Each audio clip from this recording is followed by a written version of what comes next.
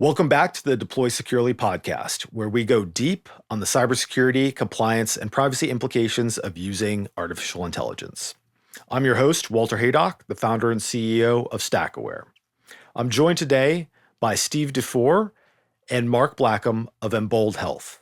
I've had the pleasure of working with both of these gentlemen as StackAware clients, and today we're going to be discussing some of their experiences in rolling out AI for Embold and how they've governed it responsibly and securely. So Mark, I'm going to start with you.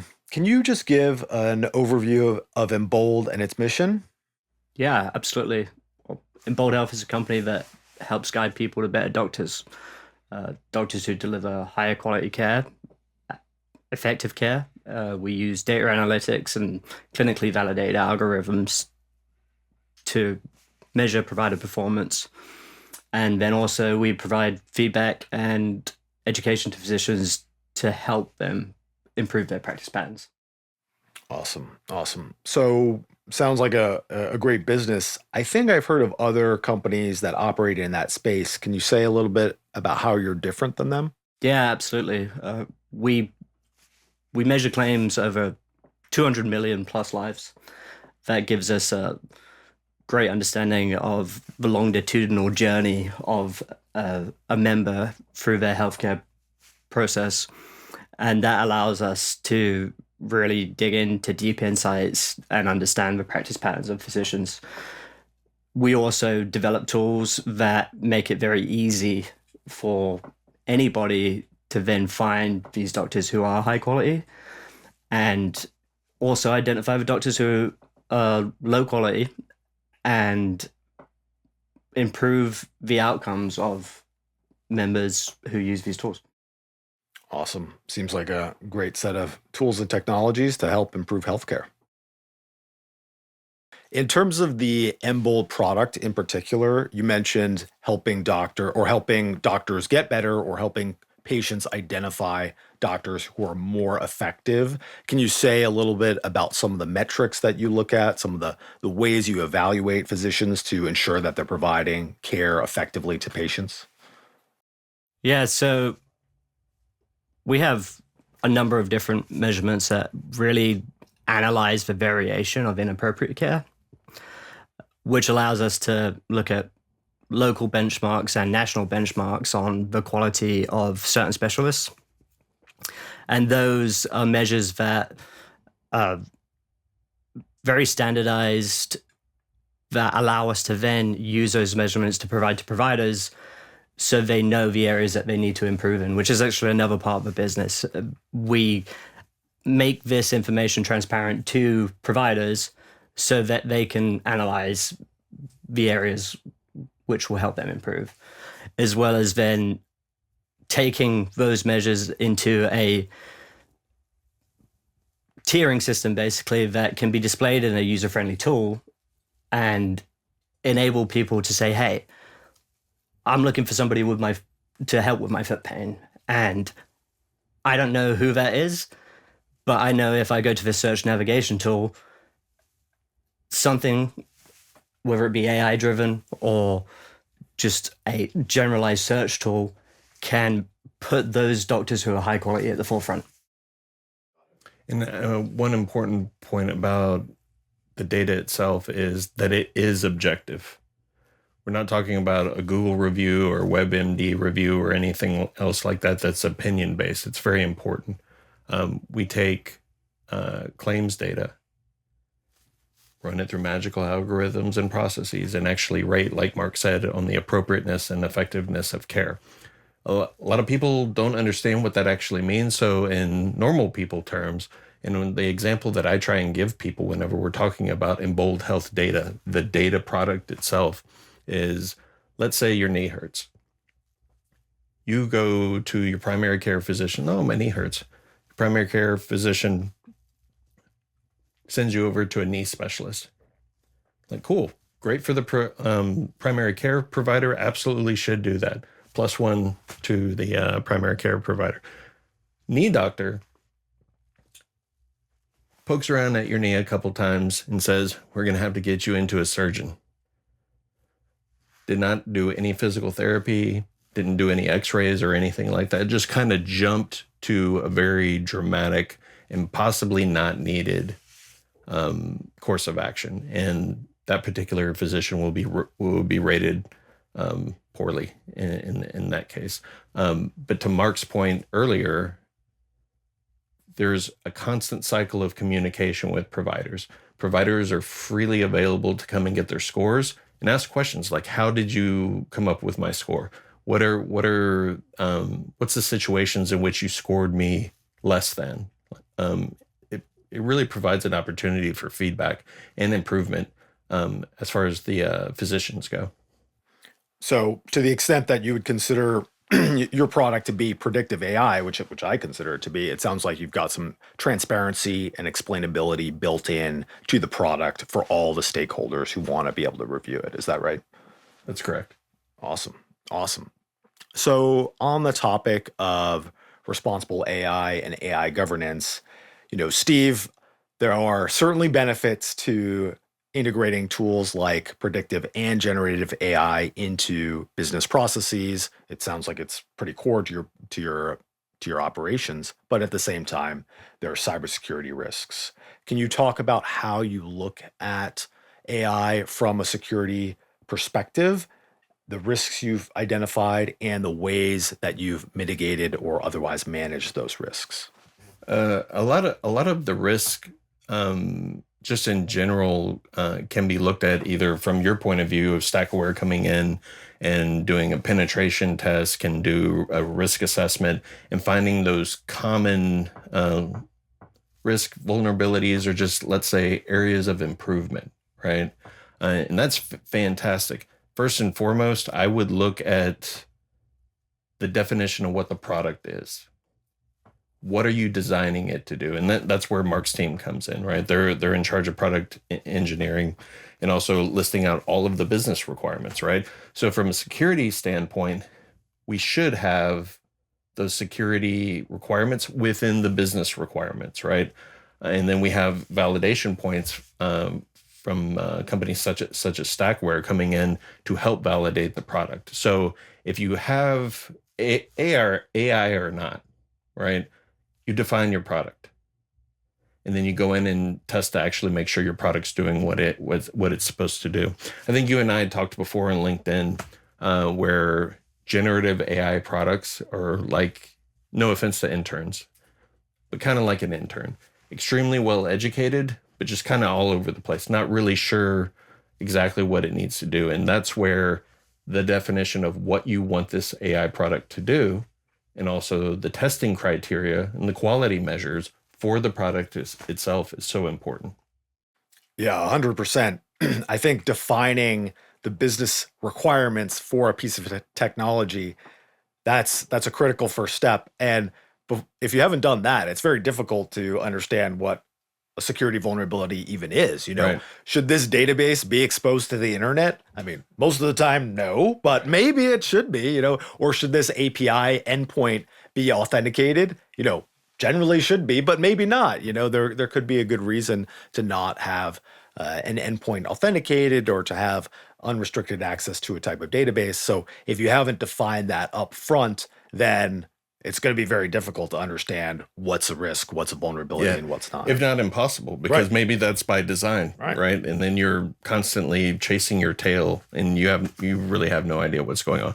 That's why some of the, you can check LinkedIn, and whenever I talk about AI risk in general, especially an AI-driven application, whether that be an application standalone like a desktop or a SaaS application or just SMS-based, the number one story I tell people of a great example is my HOA bot.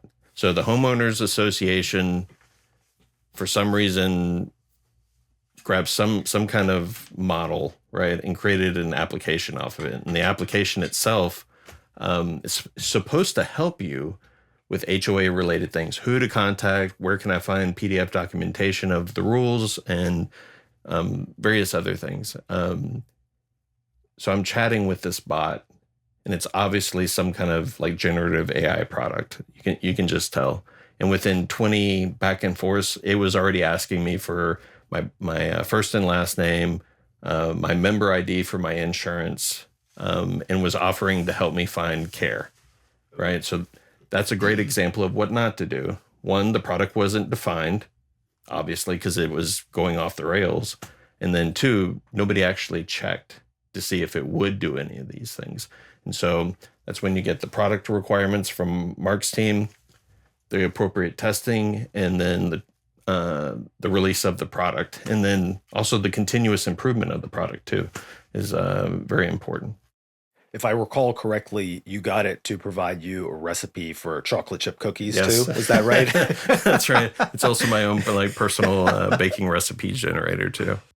Yeah, and I think on top of, reputational and potentially even health consequences, there are also litigation risks that can accrue from these types of situations. As I'm sure you know, there was a Chevy dealership that rolled out a chatbot that people immediately started doing, red teaming against. And The $1 Chevy. exactly. Someone got the bot to agree to sell a 2024 Chevy Tahoe for $1. And, that might seem like a funny thing, but whether that's a binding commitment from the business or not is actually an open question. And I think in Canada recently, a gentleman asked Air Canada about the refund policy, and then he took action based on the information he got, and it later turned out that Air Canada said, "Oh no, actually, the bot made a mistake, and you can't be refunded for this flight." And he sued them, and he won, and he forced them to refund in accordance with what the generative AI tool told him. So potential compliance litigation risk there as well. Yeah, and that's definitely like a huge impact at the end too, right? Because a lot of people are concerned about their jobs, right? One thing that when I talk to people about job creation, also adopting AI to be a part of whatever your job happens to be, is accountability, right? Somebody has to be accountable for the product itself. You can't just have an AI thing out there just let loose. Somebody at the company has to be accountable. And your example of the car dealership as well as the airline is great, because even though nobody visibly was accountable, the company was held accountable, right? And that's really what you have to take into account as one of your risks, like for your company, right? Litigation over $1, right? Litigation over a refund, right? Where those expenses probably outweigh the initial cost of the cost in question. Definitely. And the accountability issue that you brought up, I think, is important. And to give kind of a more traditional example, one thing I always laugh at is the concept of service accounts, which I'm sure you always have to deal with a lot. Whenever I ask, well, okay, it's a service account, but like, who's in charge? Oh no, it's a service account. To which I would say, well, somebody needs to be in charge. Own it, Yeah, somebody right? needs to own this, So you can't just put an AI tool out there and say, well, it's an AI tool. It's not, I'm not accountable for it. If you're deploying it, then you have your responsibility to make sure that it's secure, compliant, and privacy preserving, in my opinion. So turning more to the compliant side of things, obviously you have a lot of obligations, certainly from a HIPAA perspective, but also you're high trust certified. Can you say a little bit more about how AI has interfaced with those compliance obligations? What's on your mind? What you've heard people, peers in the healthcare industry talking about? Yeah, so from a high trust standpoint, we're upgrading our version right now to be 11.2, which includes some of the framework components for AI. And high trust is great because it'll take bits and pieces from different frameworks such as NIST or ISO and kind of incorporate them into your scope. It does generate a little bit more work to do, especially with documentation, but it's good and it's needed documentation, where I'm sure everybody's been at a company where like, where's the documentation on this? And it just doesn't exist, right? So having specifically the high trust framework forcing you, the client and specifically the client would make you have the documentation needed, both from an internal perspective as well as an external perspective. And I don't mean the auditors. Like, yes, you would have to provide that evidence. That way you can push forward your compliance initiatives. But I mean from an external party, potential client perspective, right? So we get tons of contracts coming in. They want to do security and privacy reviews and things like that. We have to meet their standards, right? And so whenever a company potentially comes in, here's about like an AI related topic, we need to provide them. We have to be transparent with our methodologies, potentially scoring mechanisms and things like that to help instill that trust, right? Because it's all about trust. Yeah, I can have a high trust certification. Great. That means they can read the report, high level administrative, security, privacy controls, they're implemented. What else can you give me to drive trust? Because just because you have that, it may not be the end of the conversation. Yeah, 100%. I would say that certifications, whether it be high trust, ISO 42001, those are sometimes necessary but not sufficient to prove that you are meeting certain standards that your customer or client needs you to meet. So being able to quickly provide evidence and documentation when they request, and optimally, in the perfect world, obviously you can't do it in some situations, but making that just proactively available on a trust center or something like that, I found that to be the most effective way forward to build trust with both clients and auditors as well. So looking ahead in terms of what's on the horizon in terms of technology. I mean, we've seen developments like GPT-4o, which was just released, which is a multimodal model that has pretty crazy capabilities. I mean, I think you just posted recently of how it was helping you decode handwriting in a different language. These are extremely powerful systems, and it's become difficult to predict what a year from now is going to look like. There are things like, agentic or autonomous systems that can interface with potentially other AI systems on their own, or they can interface with deterministic systems to make API calls and things like that. What's on your radar, both of yours, when it comes to autonomous AI or more advanced capabilities than we're even seeing today? I think we have to kind of look at the last year to kind of set the stage for what the next 5 years is. And I think in the healthcare space specifically, you're going to see a lot more patient-facing, client-facing products that are coming out. And I think actually the risks associated with those are a lot higher than those that might be actually in like health systems, assisting doctors with administrative work and things like that. And with that, I think this last year has been a learning curve for people. And all the things that we've seen in the news have been a learning curve again for people. So we're going to see a lot of things that have a lot of benefit to people. But I think at the middle of it all, there's going to have to be that transparency factor where it's actually a team thing. It's not something that you just do internally and hope that it works. You have to get, buy-in from lots of different parties because the risks are higher. Yeah, that's dead on. Just a lot of more of the same, and even more so. Like, my fear is that companies out there won't take those negative consequences from other companies and apply good practice to their own responsible AI deployment. So, for example, how many breaches happened because there wasn't 2FA? Right, Most of them. How many breaches Yeah. because like they had production data in a development environment, right? Like, we hear over and over and over again like the same story happening, and it seems like people don't learn from the mistakes of others. So what I'm hoping is that Mark's dead on learning curve all the way. Lots of education. Stack Aware post often on AI governance. I just want to call out part of the process that you helped us with was it wasn't just an AI governance. It was more of a program related. So like go into data governance, right?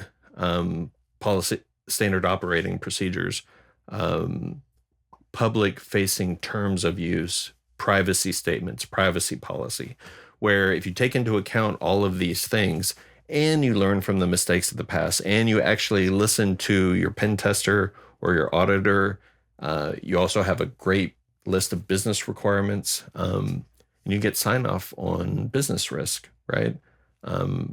Plan going forward for things that are not acceptable or things that could be improved. And just like, it's very frustrating, right? But there's a lot of opportunity there, right? To share information on best practices, to have podcasts, to go on, to join a local chapter of something, right? So I'm a part of SIM Austin, Society of Information Management, or something like that. I'll insert that audio later. Where every month there's some kind of meeting where executive level people just have conversations, right? Have a talk about AI, have a talk about security, have a talk about risk management, whatever it happens to be. Just share information. I'm at the point in my career where I really don't want to have a technical discussion about, you and I talked about this before, technical discussion about the best way to deploy Kubernetes. I want to hear business problems. I want to hear technical and non-technical solutions. And I want to hear how you overcame something, right? Did you fail at first? What were your failures? What can I look to avoid in the future? 100%. And if we just packaged up that, 120-second clip right there and put it out there and everyone did what you said, I think companies would be in a lot better position than they are today. You also touched on something that I think is important from my perspective, in that, having the business acknowledge that there are risks with deploying AI systems, certainly. And you're not going to get away from risk. The only way to not have any risk is to just delete all your computers and feed them into a shredder. Make sure they're actually shredded, though, unlike another financial institution that was fined for disposing some of its customer sensitive data improperly. But unless you do that, you're going to accept some risk. And it's important, I think, to acknowledge the potential gains to be had from deploying these technologies at scale, especially, it's kind of the most challenging use case in healthcare because the stakes are so high. But in my mind, that's why it's such an important mission, because, we've seen the American healthcare system spends the most per patient in the world, but we do not have the best outcome. So clearly we need to improve. And it's good to see that there are businesses that are taking that mission on. It's a very difficult problem to solve. I mean, employers spend about $1 trillion a year on healthcare costs, and the outcomes, they're just not great. And yeah, there's the good news is, from an employer perspective, an employee perspective, the incentives in terms of outcomes are pretty closely aligned. The employee wants to get better as quickly as possible or avoid getting sick in the first place. And the employer, of course, doesn't want people, taking sick days when they don't need to, or when it could have been avoided. So I think there's potential for the free market here to help drive some improvements, and I'm optimistic. Companies are rolling out all sorts of new software tools in general, but specifically artificial intelligence tools as well. So I'm of the view that keeping track of all these things is quite an important task. AI asset inventory. Can you talk about how you approach that problem? Yeah. Well, first off, it's very, very difficult. So as the AI products start getting adopted by more and more companies, the more and more rigor it would take for either of us in our positions to actually figure out what's going on with some of the tools we might actually use. So, for example, pretty sure that Atlassian has some sort of generative AI in their product, as well as Adobe, right?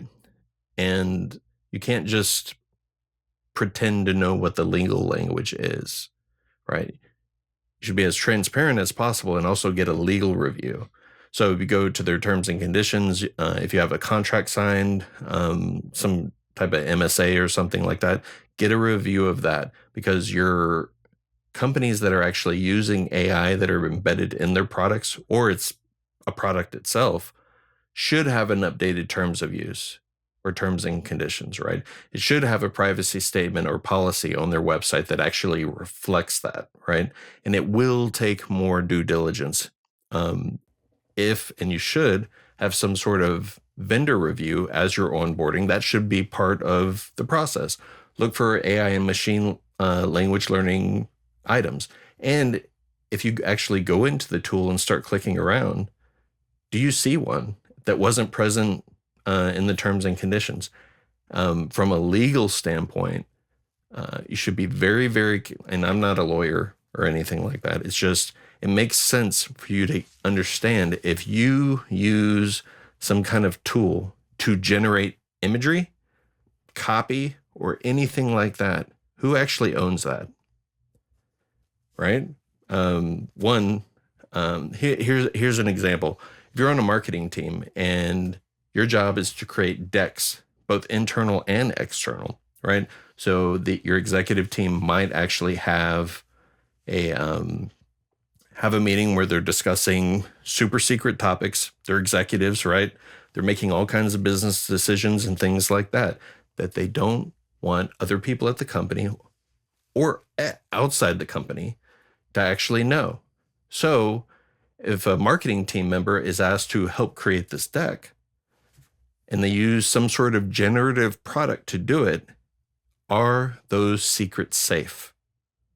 Right? And if it's generated using AI, who owns those secrets? It's definitely questions that need to be answered. And it's extremely difficult to keep track of all of these things, especially if you're using something that's a little bit antiquated, like throwing things in an Excel sheet, using checklists and things like that. So I'm looking for an inventory specifically for AI as a product, behind the scenes, AI machine learning type things that potentially has access to my data. And I can do some of the things on my own, but like long term, like we're going to need some sort of tool or data source to actually like get a full list for sure. Sounds like a good opportunity for StackAware, perhaps. Possibly. So it's important you touched on a couple things there. So confidentiality, obviously a big one for business plans, intellectual property, or trade secrets specifically. And I am also not an attorney, so this is not legal advice. But being explicit about all these things, I think, is very important. And something that I've seen a lot is people will kind of throw out there, say, like, well, be careful of intellectual property risk and things like that. I actually wrote an article with an attorney, so had somebody who actually knew what he was doing back me up on this. And basically, we were proposing that whenever possible, be explicit when you're interacting with the customer and be very clear about saying like, hey, we use your data to train our models. We consider your data to be your property. Our models are our property. Whatever it's going to be explicit about it, and then trade value appropriately. You can potentially have a very valuable generative or predictive AI model that, just the ability to use it might be enough compensation for a user. Or maybe in other scenarios, it might make sense to have, some sort of compensation or credit agreement. An example I gave is that, I have nothing against DocuSign, but I did highlight, some of their generative AI training features, and they mentioned that they were doing de-identification of sensitive data in documents before they were doing generative AI training on them. And I raised some questions there because, if it's just database columns where, you've got what someone purchased at the grocery store and then his phone number, like it's easy to just knock out the phone number, just drop that column and then just look at, the purchasing behaviors. And, again, you need to do some deep analysis to make sure that it's anonymized, but it's a pretty clear way to remove the privacy considerations there. But if you've got a contract, that has all sorts of exhibits and pictures and, who knows what in it, then it's much more difficult to de-identify that information. So how are you going to work that? How are you going to make sure that, you're training on useful data, but not data that people don't want reproduced? Yeah. Yeah, particularly when you think about the amounts of data that actually need to be input into there to build something that's useful. Right. Yeah. I mean, that's not something that can be done by a human. I know OpenAI has human teams that are doing the reinforcement learning, like they're grading the outputs, but like to redact information with human labor, like that's impossible, I would say. So you need to have a very sound system to do it, and just be clear about what the risks and what the rewards are, because the rewards might be worth it and customers might be willing to take those, but don't try to pull a fast one, is what I would say. Mm. So before we wrap it up, I'd love to hear from both of you to see if you have any advice aside from what you gave, Steve, which is quite sound advice for companies that are building AI powered products or leveraging AI in heavily regulated industries like healthcare, which is your business. So either of you, would you like to grab that? Yeah, I'll take it. Don't rush it. That's probably the first thing. And I actually didn't write that in any of my notes, but don't rush it. Come up with the idea of what it is that the problem is that you're trying to solve, and make sure you put security into that from the beginning. Otherwise, you'll probably be rebuilding over and over again. You might do that anyway. And get feedback from real people and others externally, because it's pretty easy to miss something. Advice that I would give people, that's a great one. Slow down. Like, that's probably number one. You don't have to be first to market. You really don't. First to market, possibly first to fail, which would be great for other companies that are like who can like learn from your mistakes. But like, we don't really want to be that guy. So like, slow down. Number one, come up with the business requirements. Don't just have this AI thing, right? Like, come up with the business requirements. What do you actually want this thing to do, and move forward? And he nailed it. Security in the business requirements. Absolutely. Like, throw some privacy in there as well. What data are you collecting? Make sure your data classification policy and procedure, privacy policy, procedure are just nailed down. You know what's being ingested, you know what's being spit out, and then test. So whenever we created the AI policy, my number one thing that I talk about is quality. How are you going to measure the quality? Come up with that plan. And I don't mean if it's up or down, or like we have the 5 nines, right? Like, it's up all the time. Like, okay, that's great. But it's spitting out the wrong data. Right. It's garbage, right? Like, in healthcare, sometimes people just don't know what they need. Right. And they need help figuring out what they need. And they might be too nervous to go to a doctor. Right. And the conversation we had the other day was, some people are embarrassed to go to the doctor. There's something inside them that thinks they shouldn't be getting sick, or they shouldn't have this affliction, or whatever it is. And like, the potential for AI in healthcare is to provide, like Embold's mission, like quality scores and metrics to help improve outcomes for people, right? Like, our mission is a sound one. Like, we want people to get better care. So to me, it's braggable, right? Anything that helps that mission to achieve that goal is a good one. So all products have to be aligned with that particular mission. Definitely makes sense. And something that I remember hearing this a while ago, it was mainly about like Google and how they were learning your browsing habits and behaviors and things like that, and how there are privacy risks. And there certainly are, I'm not writing that off. Same thing with ChatGPT, it trains by default on the inputs that you provide to it, which can have privacy implications. At the same time, though, it gives people a way to ask questions in a way that they don't need to interact with another human being, where they might be embarrassed to discuss it, or they might have been, maybe they shouldn't be drinking drain cleaner, and they're like, oh, I didn't know I shouldn't be drinking it, in an extreme example. But there's certainly opportunities, I think, where technology, while it does bring with it privacy risks, can also fix some of the privacy problems of doing things face to face. Yeah, absolutely. And so, like, I didn't mean to laugh at the Drano example or the like. Oh no, it was a joke. I meant it as a joke. Yeah, but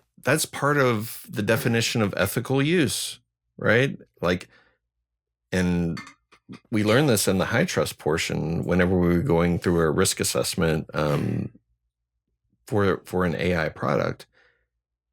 Is it good for the individual? And can you prove it? Is it good for groups? And can you prove it? Is it good for society? And can you prove it? So, like, yeah, your definitions for ethical use, human oversight, and quality management are huge. Like, my focus is definitely on quality management, being able to prove those things, but not to take anything away from security and privacy or any of the GRC things. Like, quality is number one, because in some cases, one could argue security and privacy could be like a product of quality, right? Especially whenever you're building those specific requirements into your business requirements. So, like, from the very beginning in the SDLC, right? Like, as you're building the product, you're also taking all of those things into account. All right. So as we are closing this episode, do either of you have anything you'd like to plug? A blog, another podcast, your personal website, your employer's website?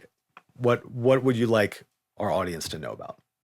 Absolutely. I think, Steve, you've got a whole list, and I'll just say, if you want to learn more about Embold Health, go to emboldhealth.com/demo. And yeah, so 4 shout outs. One to Jared Hudson, CEO of Covenant Rescue Group. They're based out of Alabama, and they work with local law enforcement as well as federal law enforcement and local legislators, help recover and rescue victims of human trafficking. So it's a great company, and you should look them up. Next is the Ryans from Keep Aware. So Ryan Coate and Ryan Bonner. Ryan Bonner is the CEO of Keep Aware, based out of Austin, Texas.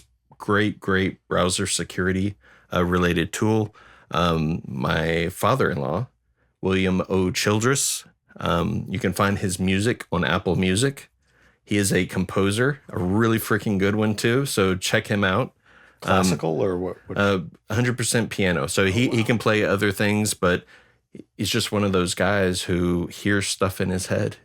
And if he's feeling it, he'll just hop in front of the piano and record and throw his stuff on there. So he doesn't go to a studio or anything. Everything's recorded from his living room as it comes. Yeah, like, it's fantastic. Lastly, my wife, Crystal, love of my life, but also one of the most talented people when it comes to design. So you can check out her website, crystaldufour.com. One of the best artist I've ever met in my life, not just because she's my wife. If you hire her to do any type of marketing, design, graphic work, whether it be audio, video, design with an Illustrator or Photoshop or anything, she won't give you a product that she doesn't love herself. So very trustworthy. Does she use Canva? No, absolutely not. She, well, I don't want to speak for her, but no, she does not use Canva. Okay. There are pros and cons. Okay. But she is all about designing from scratch, including using pencil and paper, designing first, throwing it into Illustrator, making sure there's multiple methods and outcomes for the product. So one example is, if you're designing an icon or something like that, design it in black first, because you can always change the color later, right?